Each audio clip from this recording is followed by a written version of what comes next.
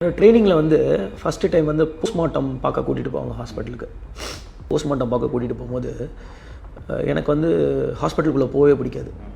எங்கள் ஹாஸ்பிட்டலுக்குள்ளே போவேன், எங்கள் அம்மா ஹாஸ்பிட்டலில் நான் வேலை பார்த்துருக்கேன்.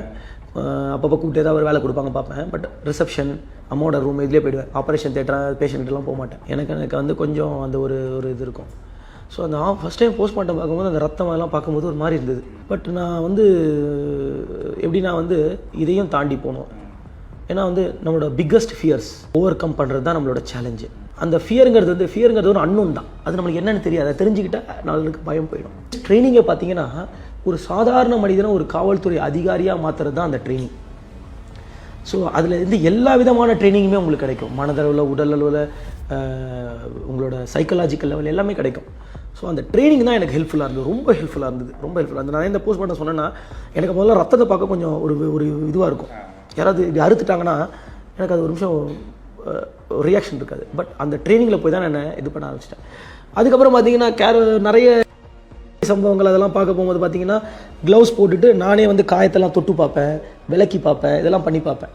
க்ளவுஸ் எதுக்குன்னா எவிடன்ஸ் போயிடக்கூடாதுன்னு பார்ப்பேன். அந்தளவுக்கு நான் வந்து நானே மாற்றிக்கிட்டேன்.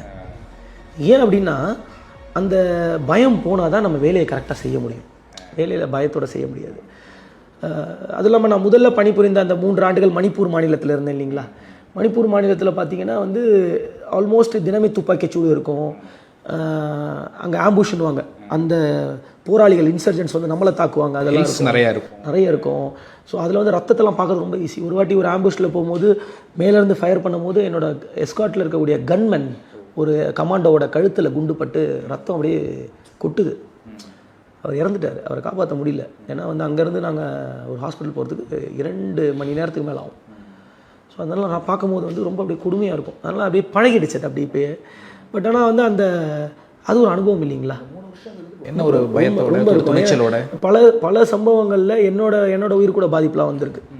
அந்த சூழ்நிலைகள்லாம் வந்திருக்கு. அங்கே உங்களுக்கு தெரிஞ்சிருக்கும், மணிப்பூர் கலவரங்கள் பார்த்துருப்பீங்க. அங்கே வந்து தனி நாடு வேணும்னு கேட்டு போராடுறாங்க. இன்சர்ஜன் குரூப்னு சொல்லுவாங்க. அவங்களுக்கு வந்து நம்ம காவல்துறையாக இருக்கட்டும், அங்கே இருக்க காவல்துறையாக இருக்கட்டும், இல்லை அங்கே இருக்கக்கூடிய மத்திய அரசோட இந்த ஆர்மி, சிஆர்பிஎஃப் எல்லாருமே அவங்க தாக்குதல் பண்ணுவாங்க, அட்டாக் பண்ணுவாங்க. பல்வேறு விதமாக அட்டாக் பண்ணுவாங்க. ஸோ அப்படி இருக்கும்போது நிறைய அட்டாக்ல வந்து மேலே சுடுவாங்க, பாம்பு போடுவாங்க, ராக்கெட் லான்ச்சர் வச்சு அடிப்பாங்க. இந்த மாதிரியான சிச்சுவேஷன்லாம் அங்கே இருக்கும். கம்பேரே பண்ண முடியாது. தமிழ்நாடு வந்து ரொம்ப ஒரு அமைதியான மாநிலம். மக்கள் வந்து வளர்ச்சி அடைந்தவர்கள், மக்கள் வந்து சட்டத்தை மதிக்கிறவங்க. இங்கே வந்து எல்லாருமே வந்து ஒன்றாக வாழணும் கூடிய அந்த ஒரு நல்ல மத நல்லிணக்கம், சமூக நல்லிணக்கம் கொண்ட ஸ்டேட் இது. அங்கே வந்து பார்த்தீங்கன்னா இந்த தனி நாடு வேணும்னு கேட்டு போராடுற பிரிவினைவாதிகள் கரெக்ட். பிரிவினைவாதிகள் இருக்கிறதுனால அங்கே வந்து வேறு மாதிரியான சிச்சுவேஷன்ஸ், அது ரொம்ப கஷ்டமான ஒரு சிச்சுவேஷன்ஸாக இருக்கும். பட் எஸ், அதையும் தாண்டி தான் வந்திருக்கேன்.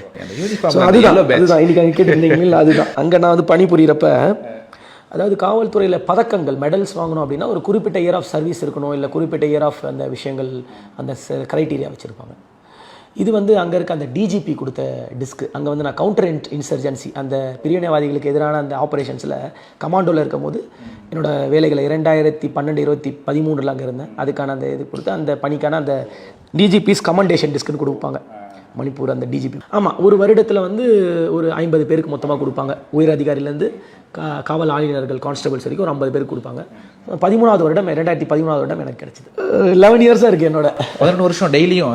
ஆமாம், யூனிஃபார்மில் டெய்லி மாற்றி போடுவேன். ஒரு யூனிஃபார்மில் மாற்றி போடுவேன். 2 இருக்குது, மாற்றி போடுவேன். என்ன காரணம்? அந்த இதை அப்படியே ஞாபகப்படுத்திக்கணும் அப்படின்ட்டுலாம் அந்த உணர்வுபூர்வமாக ஏதாச்சும் ஒரு காரணம் இருக்கா? இதை தனியும் ஒரு சட்டையிலே நம்ம வச்சுருக்கணும் அப்படிங்கிறதுக்காக? யூனிஃபார்ம்ங்கிறது வந்து ஒரு பெரிய விஷயம் தான்.